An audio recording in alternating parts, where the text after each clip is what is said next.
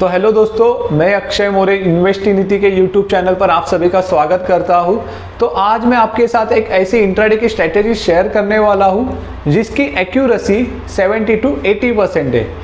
और हाँ दोस्तों, ये स्ट्रैटेजी मैंने खुद बैक टेस्ट की है और इसके रिजल्ट बहुत ही अच्छे हैं। बहुत सारे जो लोग होते हैं वो ऐसा दावा करते हैं कि उनकी स्ट्रैटेजी की एक्यूरेसी जो है वो 100% है, लेकिन एक बात याद रखना दोस्तों, स्टॉक मार्केट में ऐसी कोई भी स्ट्रैटेजी अवेलेबल नहीं है जिसकी एक्यूरेसी 100% हो। अगर कोई ऐसा दावा कर रहा है तो वो दो इंसान ही हो सकते हैं, अगर वो गॉड होगा वरना वो फ्रॉड होगा। ओके, एक्चुअली ये जो स्टॉक मार्केट जो होता है वो एक हाई प्रोबेबिलिटी का खेल होता है। आपको प्रोबेबिलिटी क्या होता है वो तो पता ही होगा, लेकिन अगर कोई ऐसे बात करता है कि नहीं मुझे तो हर दिन ही प्रॉफिट होता है, तो दोस्तों इसको कभी भी मत मानना, ठीक है। तो अगर आपको स्टॉक मार्केट में बने रहना है तो 50 to 60% है, 60 to 80% एक्यूरेसी भी बहुत ही इनफ होती है। और ये जो एक्यूरेसी है वो मतलब हमें कैलकुलेट करनी होती है कि कितनी एक्यूरेसी होगी, या वो उसमें कितने ट्रेड्स आ सकते हैं, कितने ट्रेड्स हमारे करेक्ट आ सकते हैं, कितने ट्रेड्स हमारे रॉन्ग आ सकते हैं। तो उसके लिए क्या होता है कि एक आप डेली रूटीन बनाओ और एक एक्सेल शीट मेंटेन करो।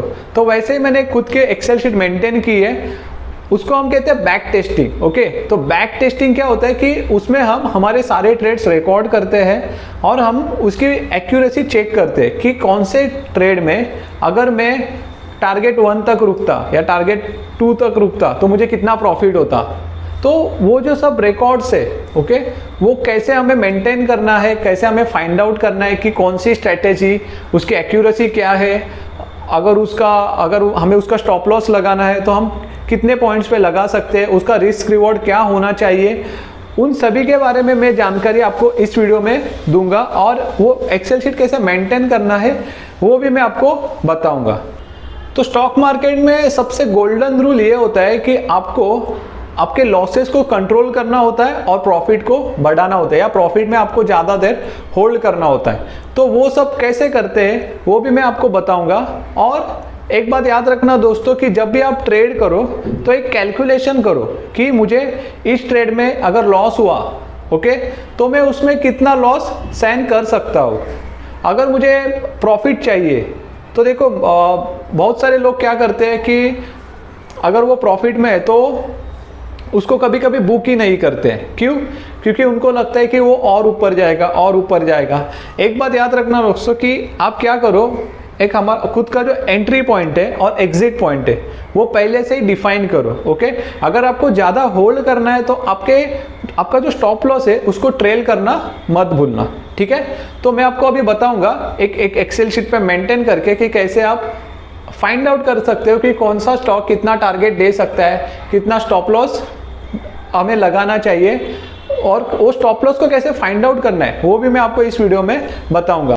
वो जो एक्सेल शीट जो है जो मैं आपके साथ शेयर करने वाला हूँ, अगर वो आपको भी चाहिए, आपको अगर वो डाउनलोड करनी है तो वो आप कैसे कर सकते हो, उसके लिए आप इस वीडियो को अंत तक जरूर देखना। मैं वीडियो के एंड में आपको ये बात बताऊंगा कि वो एक्सेल शीट आपको कैसे मिल सकती है।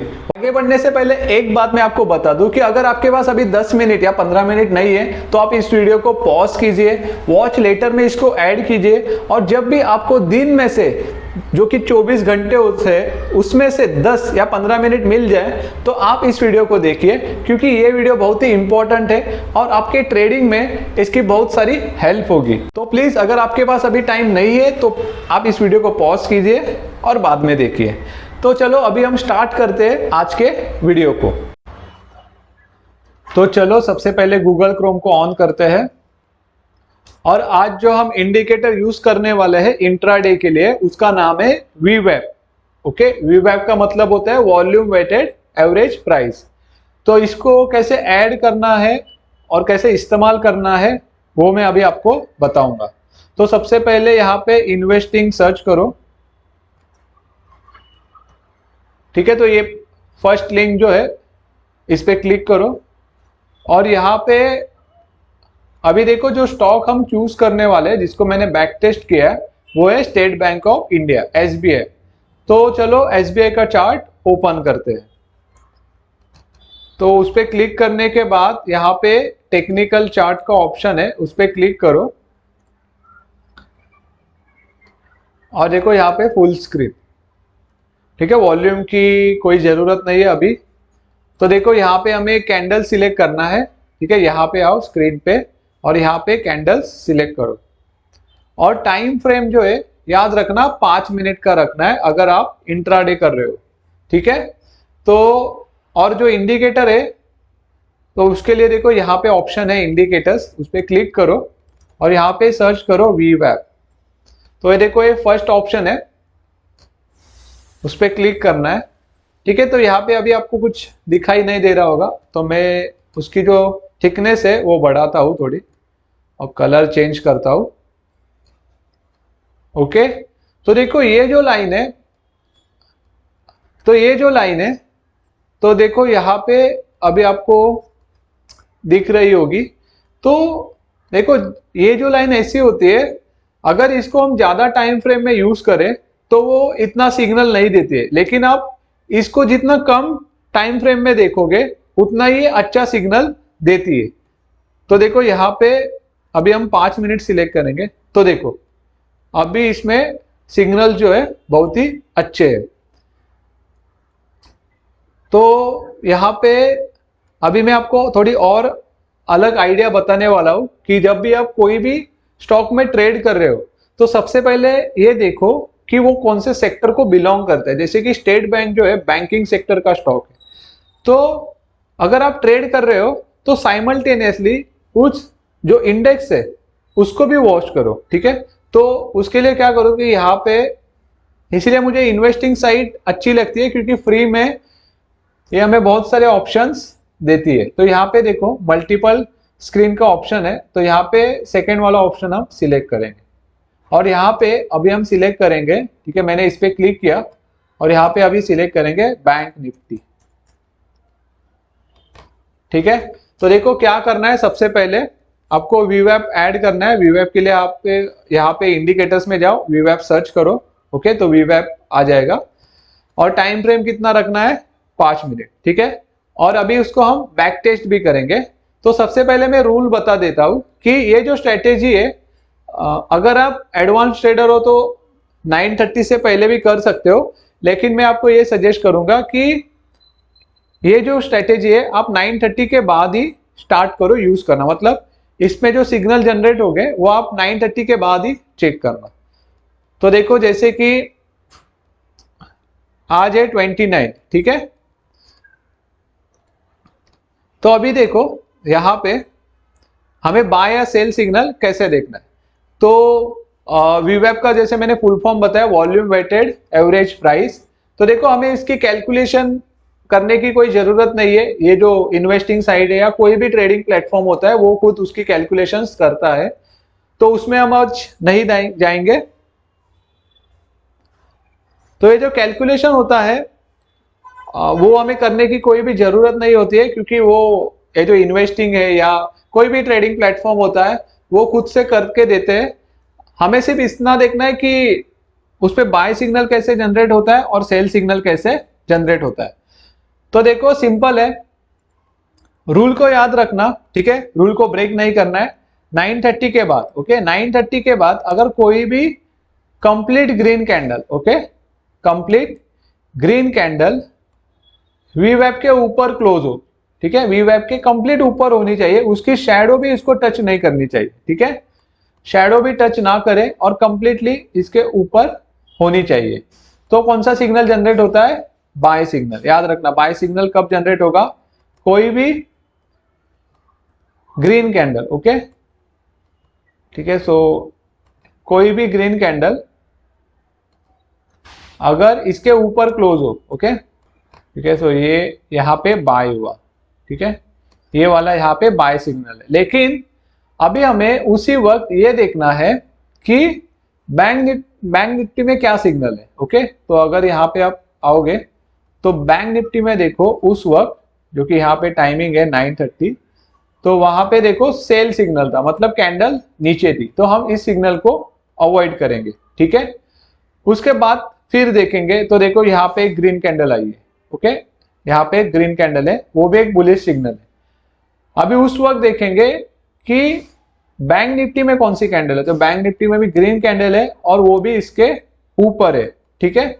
तो यहाँ पे कौन सा सिग्नल होगा, बाय। तो हम अभी एसबीआई को इस प्राइस पे, इसकी जो क्लोजिंग प्राइस है जो कि आपको यहाँ पे मिलेगी, ठीक है, 443.50, उस प्राइस को बाय करेंगे।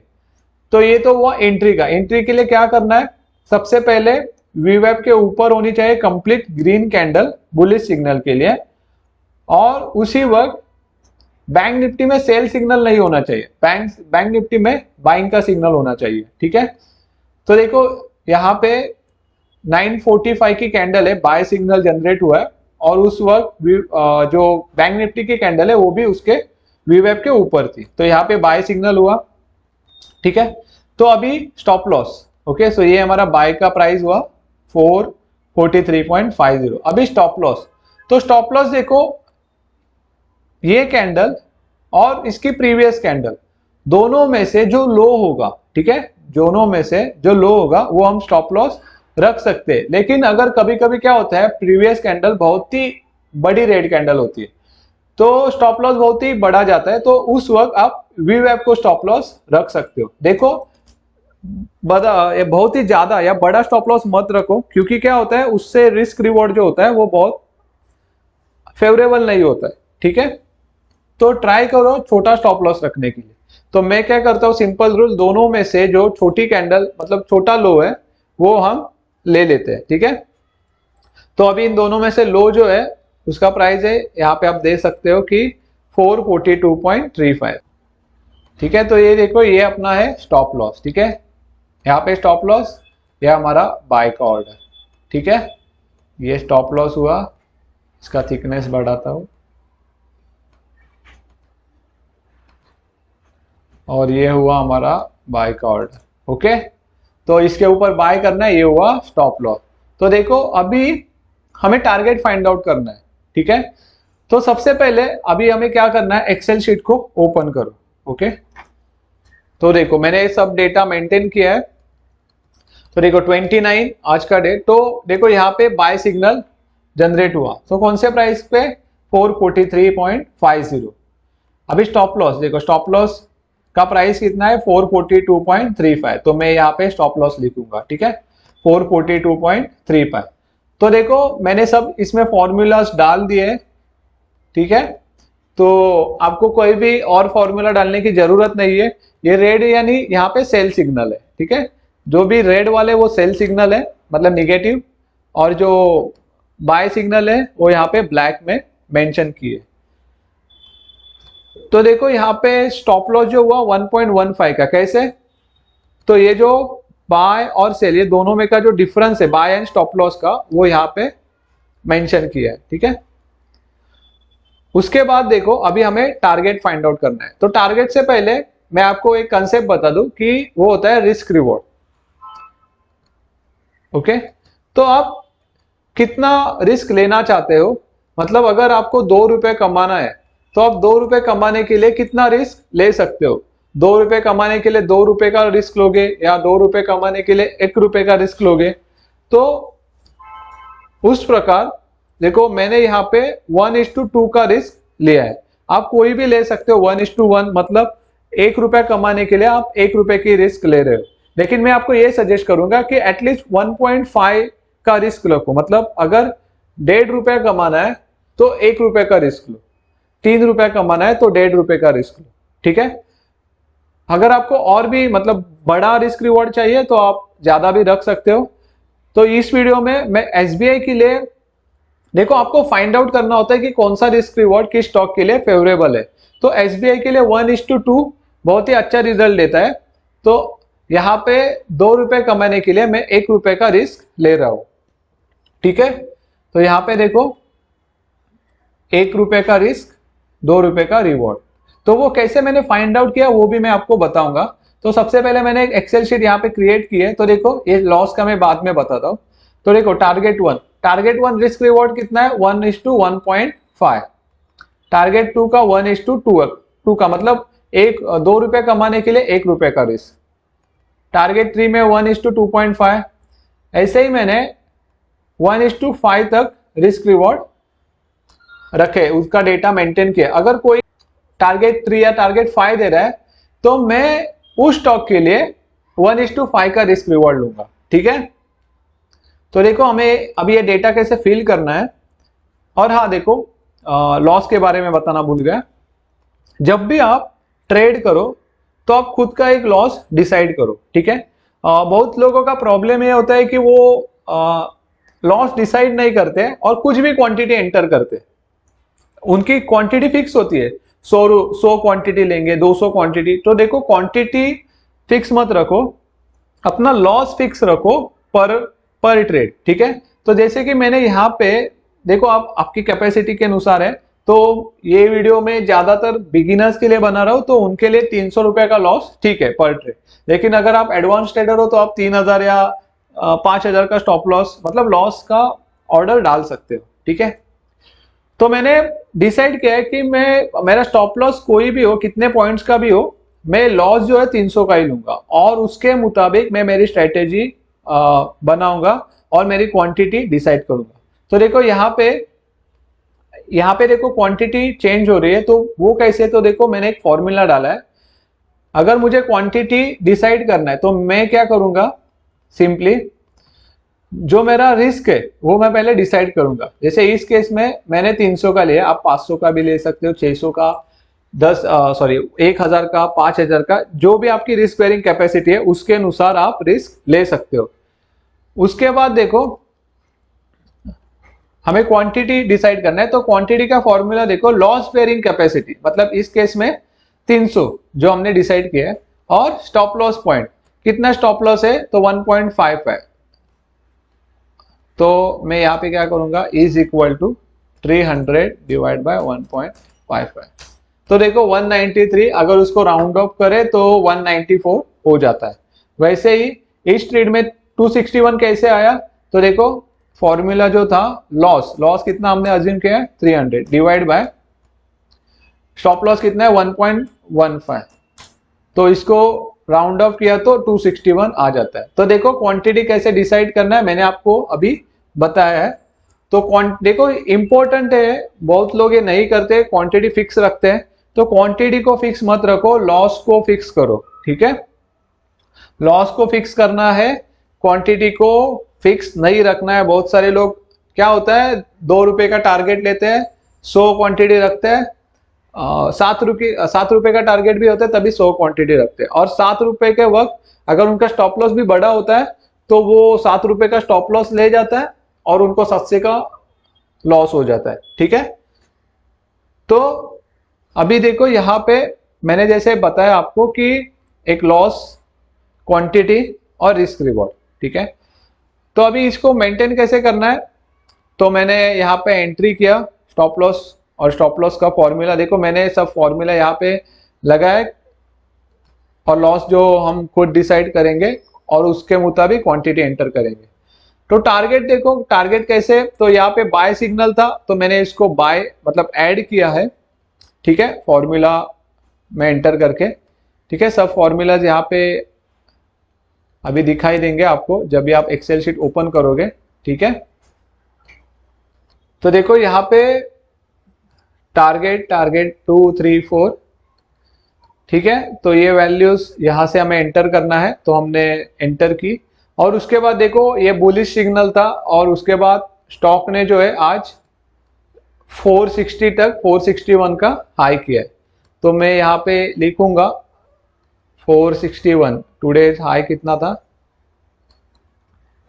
High after execution 461, okay. तो 461 गया, तो हमारा जो 1:5 का लास्ट टारगेट था 449, मतलब हमारे जो सारे टारगेट्स थे वो अचीव हो गए, ठीक है। तो देखो उसके बाद नेक्स्ट जो प्रीवियस डे था, हमें फर्स्ट टाइम यहाँ पे स्टॉप लॉस हिट हुआ, तो मैं भी उसके बारे में बताता हूं। तो 28 था, यहाँ पे देखो मैं 9:30 में स्टार्ट करूंगा, तो यहाँ पे देखो एक कंप्लीट रेड कैंडल नीचे थी, ठीक है। तो मैं अभी यहाँ पे भी चेक करूंगा, याद रखना सेम डेट को ही देखना। बहुत लोग गलती करते हैं कि यहाँ पे 28 का देखते हैं और यहाँ पे 27 का आया, 29 का, ठीक है। तो यहाँ पे भी 28 का देख रहे हैं, तो यहाँ पे जब सेल सिग्नल था 9:50 तो यहाँ पे भी देखो कैंडल तो नीचे ही थी, ठीक है। तो मैं यहाँ पे सेल कर देता, ठीक है। तो कौन से प्राइस पे सेल करना है, तो इसकी क्लोजिंग 452.05, ठीक है। तो यहाँ पे आप सेल लिखो, ठीक है, 452.05। अभी देखो सेल का स्टॉप लॉस कैसे मतलब कहाँ पे आएगा, तो ऊपर, ठीक है। यहाँ पे हमने शॉर्ट सेल किया है, तो अगर स्टॉक ऊपर जाता है तो हमें लॉस होगा। तो इसकी प्रीवियस कैंडल और ये कैंडल दोनों में से जो हाई होगा वो हम लेंगे। तो दोनों में से हाई है ये वाला 452.65। तो देखो मैंने यहाँ पे मेंशन किया है, तो हमारा स्टॉप लॉस आता है 0.60। तो यहाँ पे लॉस जो है मैंने डिसाइड किया है 300। तो अगर मैं 300 को इससे डिवाइड करता हूँ तो मेरी क्वांटिटी आ जाती है 500। लेकिन आप यहाँ पे देख सकते हो कि बाद में उसने मेरा एसएल हिट किया है, तो मुझे रूल के मुताबिक कितना लॉस होता, मेरा स्टॉप लॉस हिट हुआ है, स्टॉप लॉस हिट, तो मुझे 300 का लॉस होता है। यहाँ पे देखो मैंने पीएनएल मेंशन किया है, तो 300 का मुझे लॉस होता। वैसे ही मैं बाद में चेक करूंगा, ठीक है। और एक बात देखो, अगर कोई ऐसे नीचे आता है उसके बाद अगर री एंट्री दे रहा है, तो ट्राई करो कि वो जो कैंडल है एटलीस्ट इसके लो के नीचे क्लोज होनी चाहिए, ठीक है। अगर वापस यहाँ पे सेल सिग्नल जनरेट हो रहा है, तो ट्राई करो कि वो जो कैंडल है वापस इसके लो के नीचे क्लोज हो। तो देखो यहाँ पे पहले तो बुल सिग्नल दिया, ठीक है। यहाँ पे देखो बाय सिग्नल दिया 10:35 को, लेकिन उस वक्त बैंक निफ्टी में सेल सिग्नल था, तो ये जो ट्रेड है मैं अवॉइड करता। बाद में देखो ये कैंडल नीचे बनी और उसने इसके लो के नीचे भी क्लोज दिया है, और यहाँ पे भी देखो बैंक निफ्टी में बेरिश साइन है, तो मैं यहाँ पे सेल करूंगा, ठीक है। क्लोजिंग कितना है 451.70। तो देखो यहाँ पे मैंने उसको सेल किया 451.70। और स्टॉप लॉस क्या होगा, तो प्रीवियस कैंडल का हाई, तो प्रीवियस कैंडल का हाई यानी 453.25। अगर आप चाहिए तो अगर ये कैंडल भी बहुत बड़ी है तो आप वीवैप का स्टॉप मतलब जो वीवैप लाइन है उसकी प्राइस भी स्टॉप लॉस रख सकते हो, लेकिन ठीक है ये छोटा सा ही है, तो उसका हाई जो है 453.25, तो मैंने वो स्टॉप लॉस रख दिया, ठीक है। अभी देखो मेरा स्टॉप लॉस जो है 155 पॉइंट्स का, तो मेरी क्वांटिटी 300 300 डिवाइड बाय 1.55 तो 194 हुआ। और टारगेट देखो मैंने कैलकुलेट करके रखा है, अगर आप यहाँ पे कोई भी एंटर करोगे तो आपको टारगेट्स मिल जाएंगे, ठीक है। तो और उसके बाद देखते हैं, उसने देखो लो किया है 440 का, ओके 440.20। तो देखो मैंने यहाँ पे मेंशन किया है उसका जो लो था 440.20, जो कि हमारे सारे टारगेट उसने अचीव किए, ठीक है। तो ये डेटा जो है मैंने सब फिल करके रखा है। मैं देखो चलो आपको एक डेटा यहाँ पे फिल करके दिखाता हूँ लाइव। तो देखो वो कैसे आता है, तो डेट 24/09/2020, ठीक है, ट्रेंड नंबर 7। सो अभी देखो 24 में देखो ये जो कैंडल थी 9:30 के बाद जो कि वीवैप के नीचे क्लोज हुई है, ठीक है। तो नीचे यानी बेरिश सिग्नल मतलब सेल सिग्नल। तो मैं इसकी क्लोजिंग प्राइस है 447.20, तो मैं यहाँ पे सेल करूंगा और यहाँ पे बैंक निफ्टी पे भी चेक करूंगा कि वो भी कैंडल वीवैप के नीचे होनी चाहिए। तो यहाँ पे देखो वीवैप के नीचे ही है, तो देखो मैं यहाँ पे क्या करूंगा, सेल बेरिश सिग्नल, और कौन से प्राइस पे, एंट्री प्राइस इसकी क्लोजिंग यानी 447.20 447.20, ओके। और स्टॉप लॉस क्या आएगा, प्रीवियस कैंडल की हाई। तो प्रीवियस कैंडल देखो दोनों में से हाई जो है इसी कैंडल का है 448.60 448.60। देखो जब भी आप ये वैल्यू एंटर करते हो उसके बाद सारा डेटा जो है ऑटोमेटिकली फिल हो जाता है। देखो यहाँ पे ये आ गया, देखो सब टारगेट्स यहाँ पे आ गए। तो इसीलिए मैं आपको ये एक्सेल शीट शेयर करूंगा ताकि आपको ज़्यादा कॉम्प्लिकेटेड ना हो और ये जो बैक टेस्टिंग है वो आसानी से हो जाए। तो लॉस जो हमने डिसाइड किया है 300, तो देखो अगर मैं यहाँ पे 300 मेंशन करता हूँ तो क्वांटिटी आ जाती है। तो मुझे कितने शेयर्स लेने हैं, 214। अगर आप यहाँ पे 2000 की रिस्क लेना चाहते हो तो आपको इतनी क्वांटिटी लेनी होगी, ठीक है। तो यहाँ पे हम 300 को ही रख रहे हैं, तो 300। अभी टारगेट्स तो आ गए, तो अभी हम चेक करते हैं कि उसने स्टॉप लॉस हिट किया या नहीं। तो नहीं, स्टॉप लॉस तो हिट नहीं किया है। तो टारगेट देखते हैं कहां तक गया है वो। हाँ, तो उसने लो बना है 440 का, ठीक है। कोई डे का लो था,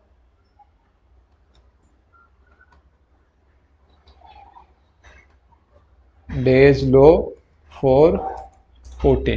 तो देखो लास्ट टारगेट था 440.20 और उसने दिया 440, तो हमारे ऑल टारगेट्स अचीव हो जाते, ठीक है। तो टोटल प्रॉफिट कितना होता हमें, अगर हम पूरा वेट कर 7 रुपए का, ओके। लेकिन हमने क्या कंसिडर किया है कि 1:2, तो मैं 600 ही लूंगा। 1:2 क्यों लिया है, क्योंकि देखो बहुत बार जो है ऑल टारगेट तो हो ही रहे, लेकिन यहाँ पे देखो टारगेट 2 तक तो वो जा रहा है, ठीक है। तो मैं क्या करूंगा, टारगेट 2 लूंगा। लेकिन अगर 10 में से 4 या 5 बार 1:5 जा रहा है, ठीक है, एक बात याद रखो 1:5 जा रहा है, तो आप 1:5 के लिए जाओ, ठीक है। और जब भी 1:2 का टारगेट कंप्लीट हो, आप उस वक्त अपने स्टॉप लॉस को ट्रेल करो, ठीक है। तो क्या करना है, जितने बार ज्यादा टारगेट जा रहा है वही आपको सिलेक्ट करना है। वैसे आप कोई भी स्टॉक में सेम बैक टेस्टिंग कर सकते हो, ठीक है। तो ऐसे आपको ये जो डेटा है इसको मेंशन करना है, ठीक है, अपने एक्सेल शीट पे। तो क्या क्या हमने डिस्कस किया कि अगर कोई भी आप वीवेब पे ट्रेड करो तो उस स्टॉक को ऐड करो और उसके इंडेक्स को भी ऐड करो, ठीक है। और उसके बाद जैसे कि देखो अगर मैं एक स्टॉक लेता हूं, मैंने शायद कल उसमें इसी स्ट्रेटेजी पे ट्रेड किया था आईसीआईसीआई बैंक में। तो यहाँ पे देखो, यहाँ पे सेल सिग्नल था, ओके, इस कैंडल पे 935, और यहाँ पे भी जो कैंडल थी वो वीवेब के नीचे थी। तो उसके बाद देख सकते हो कि स्टॉक नीचे गया और बैंक निफ्टी भी नीचे गया, ओके। तो इस प्रकार आपको ट्रेड करना है इस स्ट्रेटेजी से। तो सबसे पहले क्या करना है, स्टॉक सिलेक्ट करना है। स्टॉक आप कोई भी आपके जो फेवरेट स्टॉक है उसमें ट्रेड कर सकते हो, लेकिन सबसे पहले उसकी बैक टेस्टिंग करो, ठीक है। डायरेक्टली जाके लाइव मार्केट में ट्रेड मत करो। सबसे पहले क्या करना है, आप एक एक्सेल शीट मेंटेन करो। अब देखो कि प्रोबेबिलिटी कितनी आ रही है, आपके कितने ट्रेड्स करेक्ट आ रहे हैं और कितने रॉन्ग जा रहे हैं, ठीक है। उसके बाद आपका जो लॉस है वो डिसाइड करो और देखो कि कितनी बार वो जो स्टॉक है इस स्ट्रेटेजी को फॉलो कर रहा है, ठीक है। अगर वो स्टॉक जो है इस स्ट्रेटेजी को फॉलो नहीं कर रहा है तो आप उसको उस स्टॉक के लिए इस्तेमाल मत करो, ठीक है। जैसे कि आईसीआईसीआई बैंक भी फॉलो करता है, एसबीआई फॉलो करता है।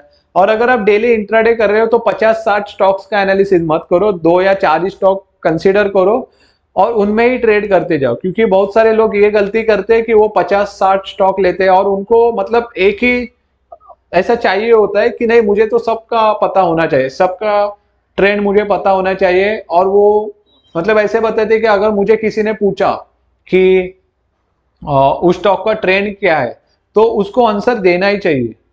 भाई ऐसा कुछ नहीं होता है, कोई चीज अगर आपको नहीं पता तो नहीं पता। आप गूगल नहीं हो कि आपको हर चीज के बारे में पता हो, ठीक है। तो क्या करो कि आप एक खुद का सेट बनाओ कि मुझे ये 4 या 5 स्टॉक ही मुझे चाहिए। आप उस इंडेक्स को फॉलो करो। जैसे कि मैं बैंक इंडेक्स को ज्यादा फॉलो करता हूँ क्योंकि मैं बैंक निफ्टी में भी ट्रेड करता हूँ। तो मैं जो भी स्टॉक्स में ट्रेड करता हूँ इंट्राडे, वो ज्यादातर बैंक के स्टॉक ही होते हैं और बैंक के स्टॉक ज्यादा वोलेटाइल होते हैं, जो कि ज्यादा मूवमेंट देते हैं। बाकी सेक्टर्स के स्टॉक जो होते हैं वोलेटाइल तो होते हैं लेकिन इतना मूवमेंट नहीं मिलता है। और मेन बात की जो बैंक के स्टॉक है वो मेरी स्ट्रेटेजी को फॉलो करते हैं, ठीक है। तो अगर आपने दूसरा स्टॉक लिया तो आप पहले बैक टेस्ट करो कि ये स्ट्रेटेजी को फॉलो कर रहा है कि नहीं। अगर आप आईटी का स्टॉक ले रहे हो तो यहाँ पे इंडेक्स आएगा निफ्टी आईटी का, ठीक है। तो निफ्टी आईटी का भी इंडेक्स होता है, आप यहाँ पे सर्च कर सकते हो निफ्टी आईटी। ओके, देखो तो निफ्टी आईटी, तो यहाँ पे आप कोई भी आईटी का स्टॉक लगा सकते हो, ठीक है। तो मैं यहाँ पे बैंक निफ्टी का ही लगाता हूँ क्योंकि मैं ज्यादातर बैंक निफ्टी में ही ट्रेड करता हूँ। ओके, तो कोई भी आप स्ट्रेटेजी लो, सबसे पहले उसको बैक टेस्ट करो। जैसे मैंने कहा कि इस स्ट्रेटेजी का एक्यूरेसी भी 100% नहीं है, लेकिन अगर आप लास्ट 7 ट्रेड्स देखोगे उसमें से अगर यहाँ पे स्टॉप लॉस देखोगे तो 1-2 बार स्टॉप लॉस हिट हुए, और अगर आप ओवरऑल देखोगे तो मुझे 2400, क्योंकि मैंने देखो रिस्क रिवॉर्ड 1:2 लिया है। अगर 1:5 लेता तो मुझे ज्यादा प्रॉफिट होता, ठीक है, लेकिन मैंने 1:2 लिया है, तो मुझे ओवरऑल 60 ट्रेड्स के बाद, ठीक है, 2400 का प्रॉफिट होता। ओके, तो ऐसे आपको एक्सेल शीट को मेंटेन करना है। और अभी मैं क्या करूंगा कि जैसे मैंने आपको प्रॉमिस किया था कि वीडियो के एंड में मैं आपको ये एक्सेल शीट को कैसे डाउनलोड करना है वो बताऊंगा। तो उसके लिए आपको क्या करना है, मेरे टेलीग्राम चैनल को ज्वाइन करना है। उस चैनल पे मैं इसकी एक्सेल फाइल शेयर कर दूंगा, ठीक है। यहाँ पे देखो इस चैनल पे, ठीक है, आपको ये डाउनलोड करना है। अगर आपके पास टेलीग्राम नहीं तो आप उसको डाउनलोड करो। यहाँ पे मैं मेरी जो एक्सेल शीट है शेयर करूंगा। ओके, और आप उसको डाउनलोड करो और आपका जो खुद का जो कोई अलग स्टॉक है उसका डेटा इसमें फिल कर सकते हो, ठीक है। तो जैसे मैंने बताया कि जो इंपॉर्टेंट होता है वो रिस्क रिवॉर्ड होता है। और आप एक बात को याद रखना कि स्टॉक मार्केट में आपको लॉस होगा ही, आपको लॉस को कंट्रोल करके आना चाहिए। कोई भी स्ट्रेटेजी 100% फुल प्रूफ नहीं होती है। और अगर आप कोई भी ट्रेड कर रहे हो तो सबसे पहले ये डिसाइड करो कि अगर मेरा ट्रेड रॉन्ग हो गया तो मैं कितना लॉस सहन कर सकता हूं, ठीक है। तो आशा करता हूं आपको ये वीडियो पसंद आई होगी। अगर कोई बात मुझे बाद में लगता है कि मैं भूल गया हूं बताना तो मैं आपको आने वाले वीडियो में बताऊंगा। और ये एक सिंपल सेटअप है, आप और भी इंडिकेटर्स लगा के वीवैप के साथ एक सेटअप बना सकते हो। तो मैं आपको बाद में दिखाऊंगा कि कैसे आप और भी इंडिकेटर्स लगा के वीवैप के साथ एक ट्रेडिंग सेटअप बना सकते हो। ये एक सिंपल सेटअप था जो कि कोई भी बिगिनर यूज कर सकता है। याद रखना 100% एक्यूरेसी नहीं है, गलत भी हो सकता है। तो ट्रेड करने से पहले खुद का एनालिसिस जरूर करें, ठीक है। अगर आपको कोई भी डाउट हो तो आप मुझे मेरे व्हाट्सएप नंबर पे पूछ सकते हो। ओके, और मेरे टेलीग्राम चैनल को सब्सक्राइब करना मत भूलना। और अगर आपने अभी तक मेरे यूट्यूब चैनल को सब्सक्राइब नहीं किया है तो प्लीज उसको सब्सक्राइब करिए। अगर आपको कुछ भी ये वीडियो देखने के बाद नई जानकारी मिली हो, आपको कुछ सीखने को मिला हो, तो इस वीडियो को लाइक करना मत भूलना। और आपके दोस्तों के साथ इस चैनल की लिंक, इस वीडियो की लिंक शेयर करना ताकि उनको भी इस जानकारी का लाभ मिल सके। Thank you so much.